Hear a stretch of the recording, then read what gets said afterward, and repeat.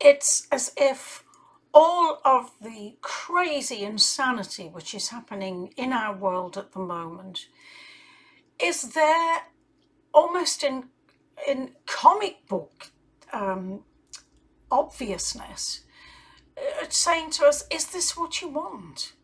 Is this really the way we want to go forward? Surely this isn't the harvest that we're wanting here.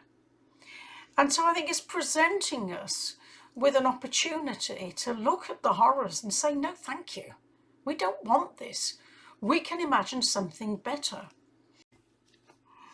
Hello, and let me welcome you to the Crone Zone.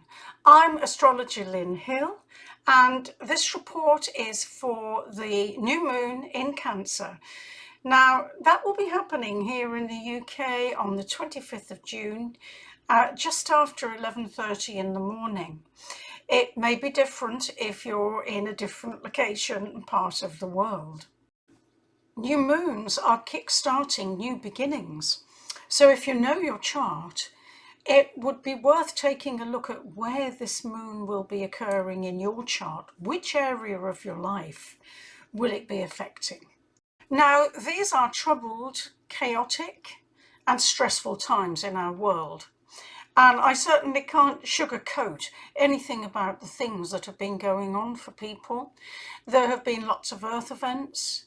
There has been a great deal of social unrest, which I think we can track in many ways to Eris and Chiron.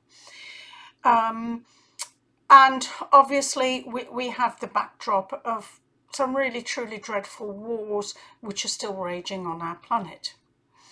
I think it's very easy in this milieu, this tense and difficult situation, for people to suffer from overwhelm.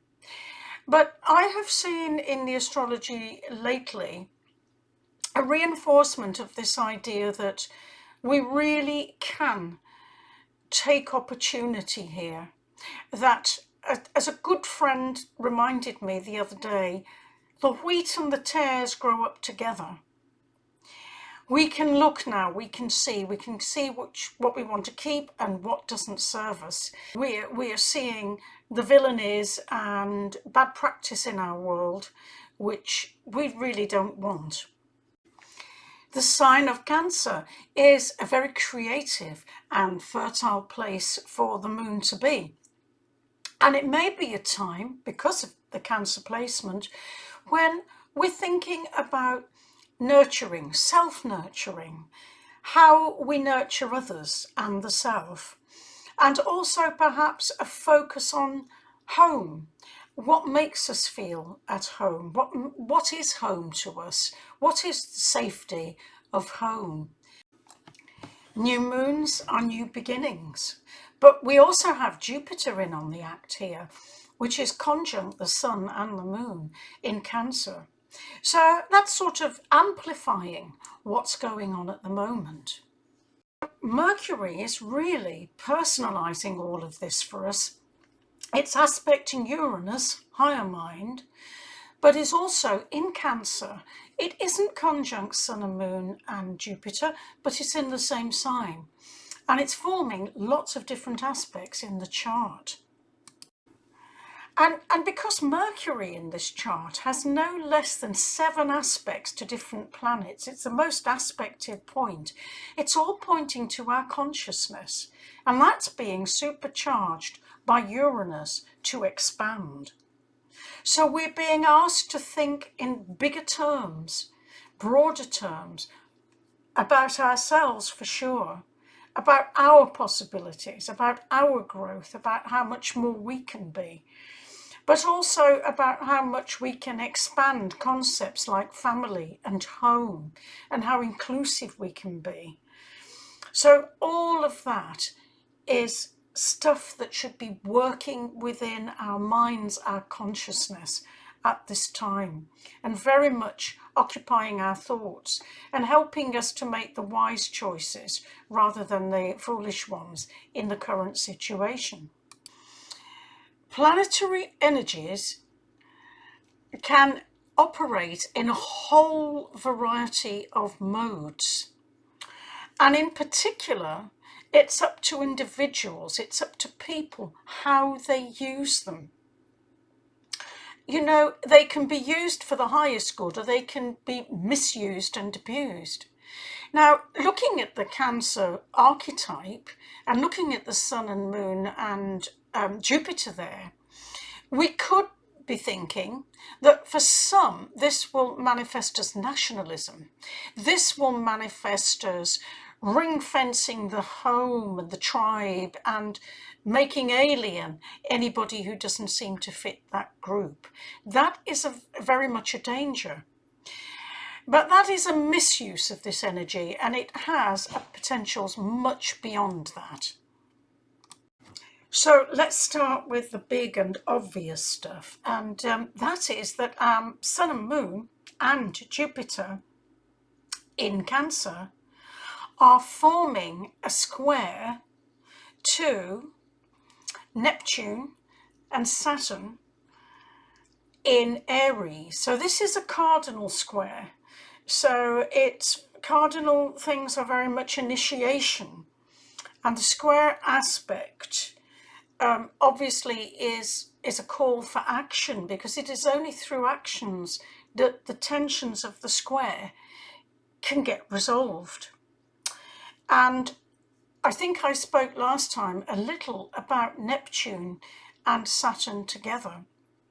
And although they seem like contradictory energies, Saturn is the imagination, and Neptune is the imagination, and Saturn can be the way that can get into manifestation. It can be new forms, new structures, new ways of doing things. So Neptune will be dissolving all of the old stuff, but Saturn will be working with Neptune to build in the forms of the new. And so we can think of these new forms taking shape as being, as we said, in connection to the moon and the sun, where there's this gestation happening, and where we need to take the actions of the building blocks. So we have the dream, we have the design, and this urge to make things real. So we have opportunities there, and I guess it's over to us now. What are we going to do with them? How are we going to work from the inside outwards and change things? And I don't think it need all be just a picture of endless misery. I think, you know, we have to keep a sense of our optimism, of our joy. That is part of our self-nurturing, and of our confidence and hope to take us forward. If you attune too much to the horrors, which is not to say we dismiss them, but if they preoccupy you too much, then they will overwhelm us. We won't be able to function at all. And actually, we are key players. It's us who have to do the functioning. The planets are there as an energy source, as a nudge, but it's we who actually have to do the work and create the new becoming for ourselves and for the world, I guess. We've had a chaotic and turbulent June on many, many levels, but there are huge opportunities for change, for growth, for creation, for creativity, creating right in the teeth of the chaos, actually, perhaps even because of and out of the chaos. You know, it is showing us loud and clear what doesn't function and what we don't want. We passed the equinox on the 21st of June, so we're just a few days ahead of that now. And I think that has signalled a really interesting shift, as it always does.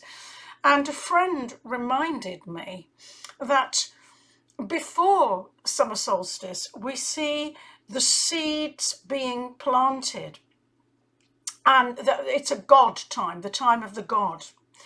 But then when we get to solstice, the power hands over to the goddess, and the seeds, the insemination, the seeds that have been planted grow and creativity can happen. And that certainly is an opportunity with the new moon that we have, with the sun and moon in the feminine goddess sign of Cancer, and the moon itself being a great symbol of pregnancy, of gestation. So it's in the belly now. This is gestating, and there are all sorts of indications of true inspiration coming in that we can work and build with. Now, how we choose to respond, it all comes down to us, really. Responsibility comes to us. And it's interesting that Mercury, very personal planet, is making the most aspects in this chart. You know, it's connecting with lots of other planets, and it is in Cancer, not conjunct the Sun and Moon and Jupiter, but it's in that same sign. Squaring Mercury, our everyday consciousness, our mind, and impelling us to be more aware is Chiron, the wounds that people carry, and Eris, who is still conjunct Chiron. And Eris, as we know, was not invited to the party. Eris was made to feel that outsider, the one that wasn't included. And the energy of Eris can be very typified by social unrest, of people taking to the streets and protesting. And without getting into the cause of that, because it would be different in different situations, that is, in a sense, playing out. And it is this sense of people who do not feel either that we are one family of mankind, or feel that they are left out of the group, they are left out of the benefits of the family of man. So in the face of all this, and especially with Mercury's square to Chiron and Eris, our wounds, it's very important that we look after ourselves. I think the Sun and Moon in Cancer give us the same message here. Not in a selfish, preserving way that makes a stranger an alien of others, not in that sense, but in the sense of our sovereign being, of looking after who we are, of setting the boundaries that we need, of finding those things that bring us those senses of peace, of having those practices, be they meditation or yoga or connecting with the earth, which help us to be grounded and support us. So it's very important that we self-nurture. I think that's another message from Cancer, that we self-nurture at this time. And I think the more we can claim that ourselves, and the more that we can work on our own healing and sovereignty, the more we can feed into those wiser choices. So this new moon is playing into a much bigger picture. It's a stage, a part of the much bigger cycle, of the 35-year cycle of the Neptune-Saturn conjunction, which is happening in Aries. And Aries is that moment of the new beginnings of the zodiac. It's that point of renewal. It's that force with the vernal equinox of spring, the force that through the green fuse drives the flower. You know, it is that huge energy for beginning, for renewal. We live in unprecedented times. They're unique. We haven't seen them before. I don't think they've ever been seen before, quite in the manner that they are. And part of that is a huge privilege. And also part of it is, I guess, a responsibility to remember who we are, and therefore also remember what we're doing here, why we're here. Well, there's a thought for us all. Thank you for staying with me for this short video, and I wish you well for this new moon and for what remains of the month. And I will see you again soon, I hope. So thank you very much. Bye bye.